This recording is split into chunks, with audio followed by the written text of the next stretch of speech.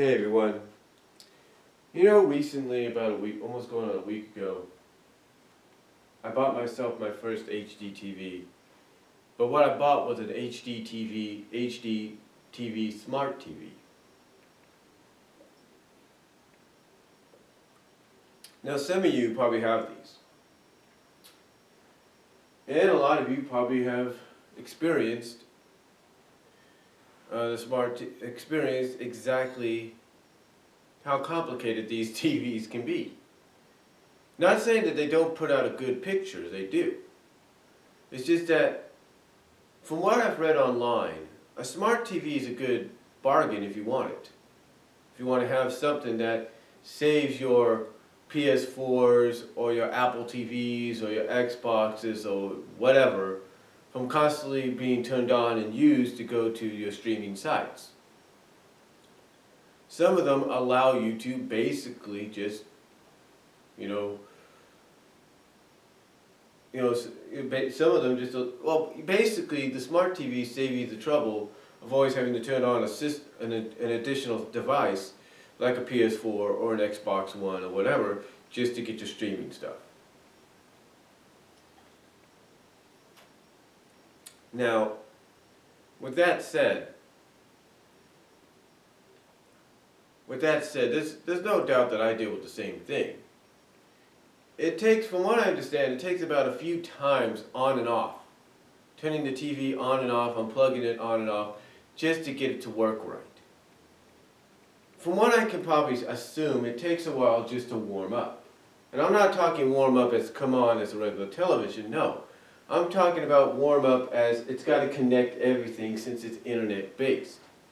But it's mostly due to the fact, from what I understand, that if you're going by Wi-Fi, it takes a little longer. It does. Because basically by Wi-Fi, you're connecting a lot of stuff to it, yet you just don't know it. You're getting all these internet connections coming in. You got all these internet signals. Now, I can only assume that if you went straight wired connection to it, it'd be easier. Why? Because one, the internet's going right into it right then and there, and there's no need to worry about it. Which is why a lot of them come out and they say, oh, we got built-in Wi-Fi, because they give you that built-in Wi-Fi as an option. But why is smart TVs sometimes so difficult? Why can't they just come on and allow you to have access to everything right off the bat, even if it's Wi-Fi or wired? I'll tell you why. Because like I said, a lot of communication has to be done. And sometimes it takes a while. It interferes with each other. And that could be a problem. Now, like I said, it takes several times if you've had this problem. There's a lot of you that do. They'll probably have. It takes several times just to turn it on and off. I'm sure my second oldest sister and her family have had constant problems with theirs. Because every time we go over there, the TV's on.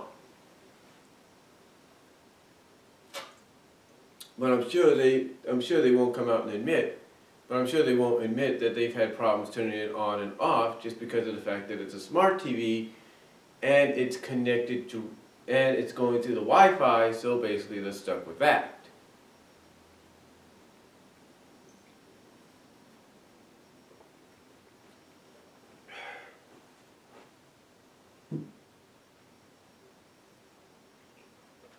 But with that said,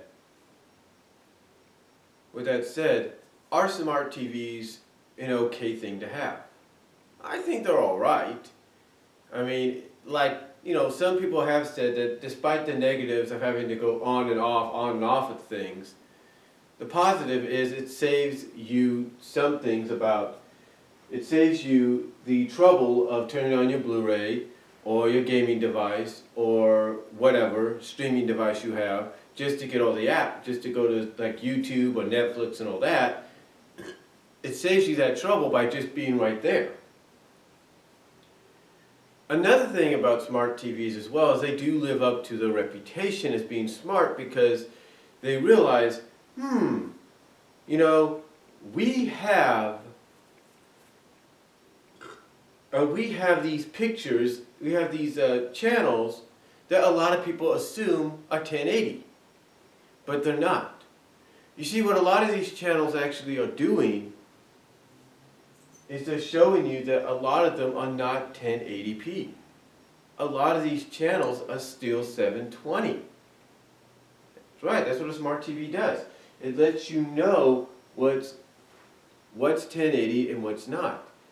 1080, believe it or not, sometimes is your movies on demand. Whether it's HBO, Stars, on-demand movies that you pay for, those are 1080. Those are legit 1080 movies. But the channels that you get from the 720s up to the 800s, whatever, depending on your provider, are still 720. Now, if you get things like AT&T and other providers, they might give you 1080p channels. And I think this is where you kind of ask yourself, but this is, I guess, where you kind of get that answer, that question you have answered. Why are the channels called 700s and 800s?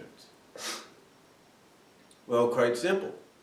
Because of the fact that these are channels, that these 700 and 800 channels are basically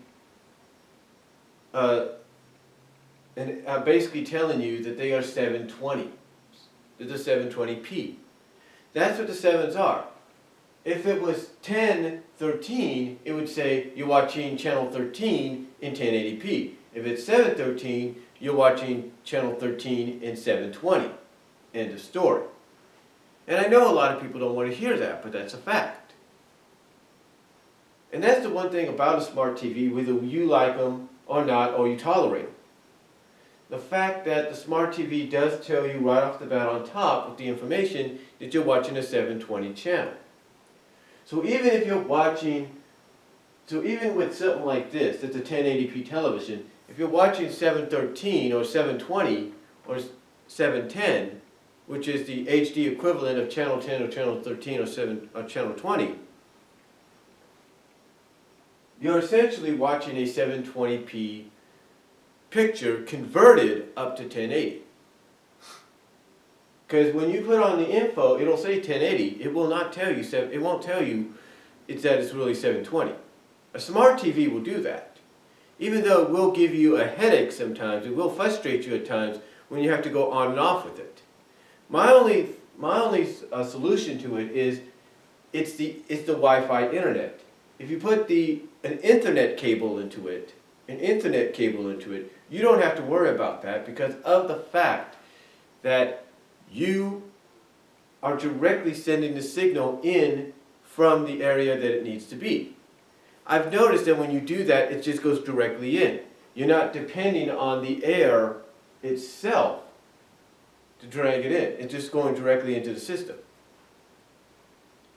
Now, that's not really the case sometimes for a lot of people because if they have a smart TV and they have to have it in a certain room, that room's not going to allow them to do that and they're going to have to rely on Wi-Fi. Will it be frustrating at times? Of course, because you're fighting all these different signals. Now, do they need to improve on smart TVs? Absolutely. Have there been companies that are doing that? Absolutely. But they still need improvement. They need to be able to, whether or not you have an Ethernet cable plugged in or not, and it's through Wi-Fi or not, they need to make sure everything is ready to go right off the bat. No excuses, no delays or anything like that. Everything ready right off the bat. So that way you can have, all the fun you need. End of story. You can have all the fun you need right then and there.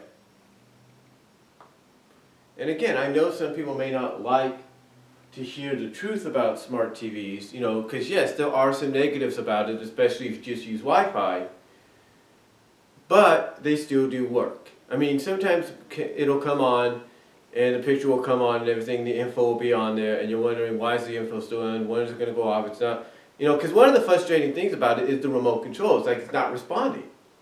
And some people say take some things out of the way, and I've done that.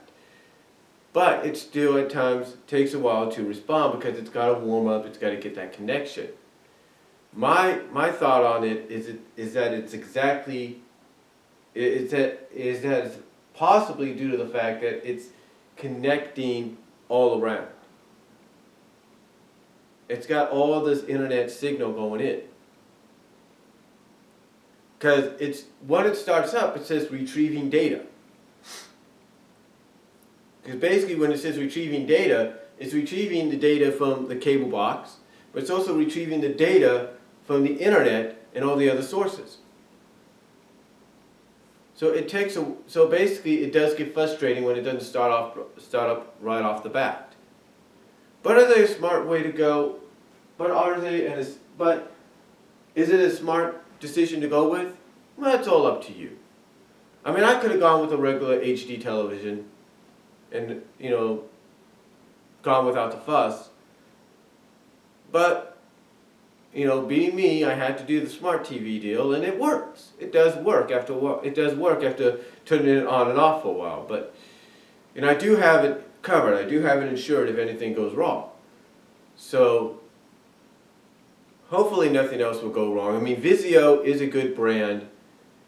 And all I know is, one thing I do know of though, from watching Pat, the NES Punk's CU podcast video, where he was talking about something like this, is don't go with refurbished. I mean, it may sound nice and everything to get a refurbished item, but sometimes it doesn't always stick to being a refurbished item, if you catch my drift. So, honestly though, our smart TV is a smart choice. Well, if you want to save on your other devices, you want to have it all in one area, then yeah, they are. Just make sure, in my opinion, and I'm going to probably test this out later on, you have an Ethernet cable connected to the back. Because I think that might make a hell of a lot of difference. Because I've noticed that when I've connected the Ethernet cable to the back of my PS4 and went to wired instead of wireless, it was a lot better and faster. So we'll just have to wait and see. It all depends on your choice, but me, as far as I'm concerned, I'm cool with it. It may be frustrating at times, but I've got patience and I'm willing to work through it. So I've just had, it doesn't help sometimes when it does this and it does that kind of stuff and you've had a long week, especially working in layaway. So, but that's all I'm going to say on it. Let me know what you guys think down below. Comment if you like. I'm out.